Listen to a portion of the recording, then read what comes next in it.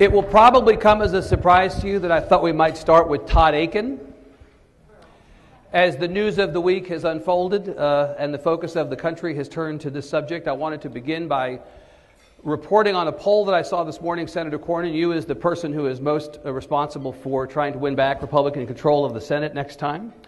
A poll out by the Rasmussen Reports organization, a Republican-leaning organization, it's believed, has Senator McCaskill, as of this morning, up on Congressman Akin 48-38, a 10-point lead or a 21-point shift in this race as of the last 7 or 10 days. You were one of those who spoke out early to ask Congressman Akin to get out of that race. I want to talk less about what he said than about the implications politically. Can you win that race, Senator, and are you still hoping that Congressman Akin gets out?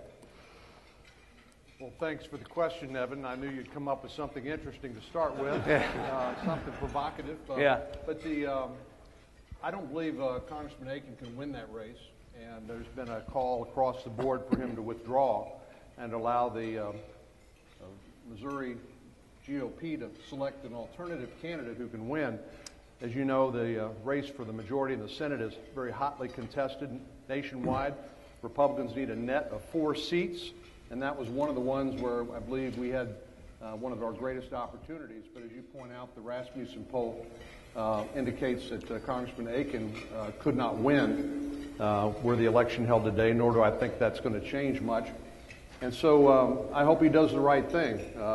It hasn't been a debate between the establishment, the Tea Party, or any sort of divisions that we commonly think of now within the Republican ranks. But so I hope he does the right thing. I expect him to do so, although I can't tell you exactly when. But the mechanism, Senator, for him to get out and to be replaced has gotten infinitely more complicated. If he had gotten out on the very first day or the second day, it would have been easier for you all to replace him. You're correct, and I guess 2 days ago, he could have withdrawn by 5 o'clock, basically without any intervention by court or anyone else.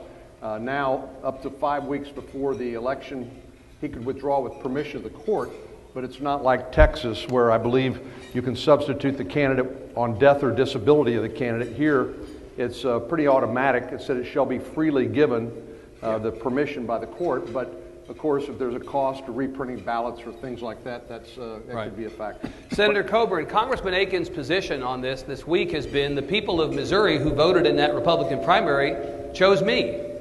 They didn't choose the other candidates, and if the party's leaders, GOP's leaders, want me out, they're going to be thwarting the will of the people of Missouri. Do you share that point of view? No, I don't, because if I recall, he got about 35% of the vote. So over 2/3 of the Republicans in the state of Missouri did not vote for him. I think it's reflective of what we see in terms of careerism in Washington.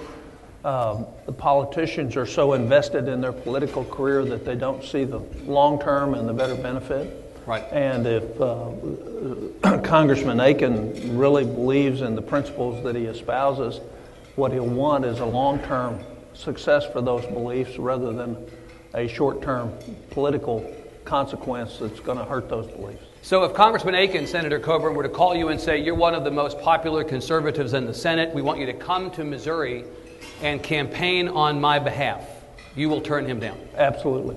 Senator Vitter, same thing, you would turn Congressman Akin down if he asked you to come campaign? I would, and what I think is really a shame, not just for Republicans, but for the political debate, is this is a huge distraction from the issues, from the conversation, from the debate the American people want, issues that matter, issues that American and Texas and Louisiana families talk about around their kitchen table. And quite frankly, that's why the left is so excited about it, because they need a distraction. They don't particularly want to talk about the economy and the issues American families are really focused on. Right, Senator, to Senator Vitter's point with regard to Congressman Akin, going into the convention on Monday, we now have the country engaged in a conversation about rape and about abortion as opposed to the economy, which is not what Republicans had hoped would be the case. Is that true?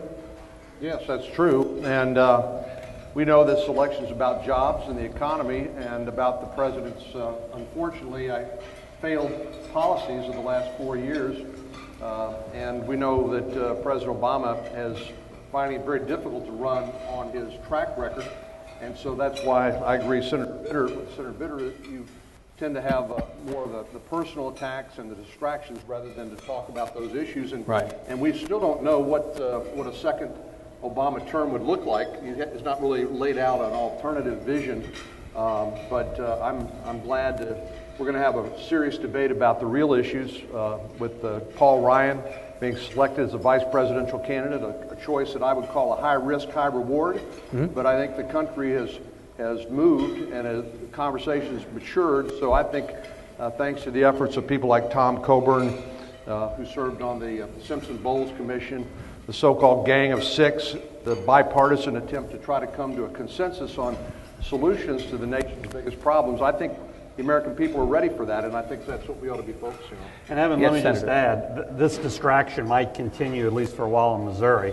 I don't think it's going to continue nationally because the major challenges American families face are so important. And I think they're going to be looking for real answers to those major challenges. To that point, Senator Vitter, let me ask you about the larger implication of this, because I agree with you. Congressman Akin will fade as a discussion point in the national conversation, but the issue of women and the Republican Party is going to be ongoing as we get to Election Day. Over the last couple of days, there have been a number of polls out that have shown the difference between the president and Governor Romney on women. Governor Romney is behind the president in Pennsylvania on women by 24 points, in Wisconsin by 20 points, in Ohio by 19 points. Can the Republicans win this presidential election if the gap is that large between Governor Romney and President Obama on women? If the gap is that large on election night, probably not. I'm very hopeful it's not going to be, particularly after Labor Day when all sorts of folks, men, women, focus on the key issues in their lives. I think they're going to look at what solutions are being put forward. And I think most Americans are going to see this campaign from the left to distract as just that. And they're going to be looking from all sides, from all parties, for real, honest solutions.